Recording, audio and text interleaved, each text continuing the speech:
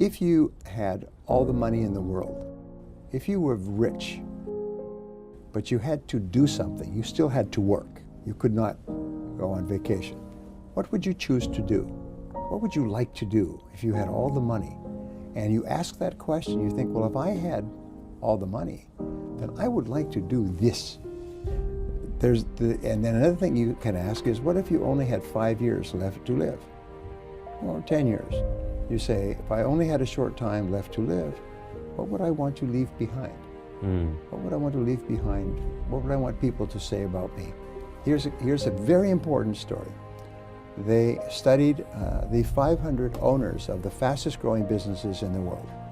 And they asked them, why did you choose this business? And all of them said, I choose this business because I really loved the product. I wanted the product for myself. And so I developed it for myself. Like the founder of eBay was looking for a way to sell his candy dispensers. He had a collection, Yes. and there wasn't anything, so he created a little auction site on the internet at the beginning, and then he found he could sell other things in an auction. They built eBay, one of the most successful companies in the world. But he started it because he wanted it for himself. So you'll always be successful if you create the product or service because it's something that you want and believe in for yourself. I would love to know, according to you, what makes a top entrepreneur? Well, there's lots of research recently on the qualities of wealthy entrepreneurs. The first quality of all is hard work. The 85% of successful entrepreneurs say that the reason was because of hard work. The second was because of self-discipline, is they were able to discipline themselves to work on their most important tasks all day. The third was persistence in the face of resistance, difficulties, setback, failure, loss, and so on. So if you took those three, they would be 90% of success. Is first of all, hard work. Second of all, self-discipline. Third of all, persistence. What are your triggers to be disciplined every day? How do you do that? Well, the starting point is to plan every day in writing on paper. If you do not have a written plan, then it will be like driving on a slippery road. You will go all over the road. The second thing to realize is there's only three things you do each day that account for 90% of your value. We call these the big three. Sometimes I teach it as the law of three. There are three activities that account for 90%. Everything else you do accounts for 10% or less. So you have to ask yourself, what are the three most important things that I do in my work? And then you have to discipline yourself to start with the most important task and work on that task until it is complete. And it's a very simple principle, but it is the beginning and the middle and the end of success.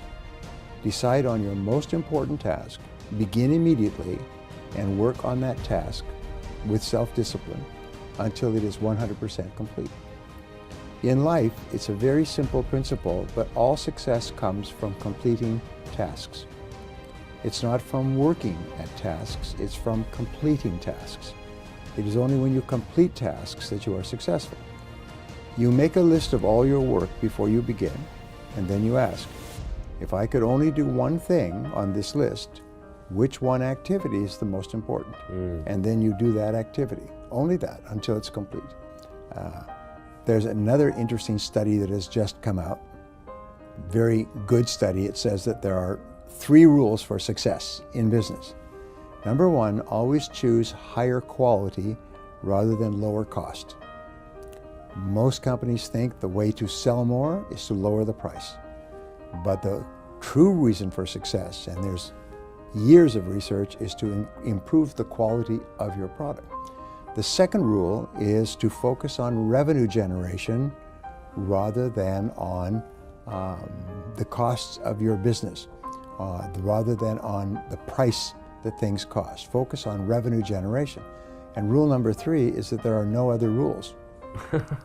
Two rules: focus on quality and focus on revenues. You improve the quality of your product. There was a study of the 500 fastest growing companies in the world that came out last year. And they found the number one place where they invested was improving the quality of the product. That if you had a certain amount of money to invest in your business, it was not on advertising or machinery or computers. Quality. Improve the quality. Success. As a speaker, teacher, and writer, how do you improve the quality of what you are doing? Well, in my estimation, if I am successful, people will listen to me and take actions that are different from before, and they will get better results. Yes. So therefore, my job is to study and research so that I can give people the best ideas that they can use immediately to get better results. And so I continue to research on every subject. And sometimes I find a new idea that someone has learned that's better than an old idea, so I will change that. There is a lot of book about the power of the why. For example, we have Simon Sinek, who talk a lot about the why. I would love to know two things. What is your why, if you have one? Yes. And if you have, how did you find it? And also how people can find their own why. Well, the whole purpose of a business, mission, purpose, goal, strategy, in my estimation, is to help people. It's to help people achieve something or accomplish something that they could not achieve or accomplish without your help. So that's the why. And for me, the why is very simple. When I was young, I was poor, and I had no education and no money. And then I discovered continuous learning, personal development. I found you can learn anything that you need to learn to be successful in that area. You could learn to do brain surgery if that was important to you. You could learn to repair an expensive automobile. You could learn to prepare a dish in the kitchen. You can learn anything. You can learn all business skills. You can learn all sales skills. When I discovered this, I still remember. Wow. I couldn't believe it, because it meant that my potential was unlimited. And the more you learn, because of the way your brain works, the stronger it becomes, so you can learn more faster. It's like a muscle. If you make your muscle strong, you can do more in less of time. Yes. And so I practiced it myself and changed my life within 1 year. So then I began to tell other people, this is how it works. And they took the ideas and they changed their lives.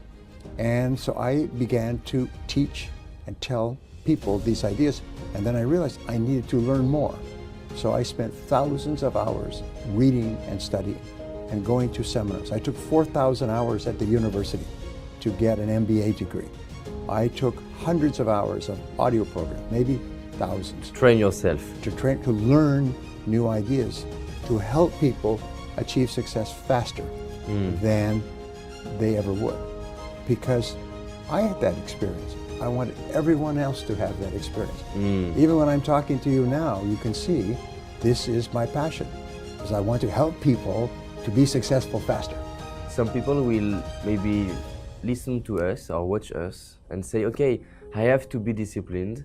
I have to know what are my three main priorities. I know that what I have to do, but I don't know how to find the motivation to do it. Yes. Well, that brings us back to our discussion about goal setting. Is you have to have written goals as well for your life. A recent study comparing rich people and poor people, they find that 85% of rich people have one big goal that they work on all the time. Only 3% of poor people have goals.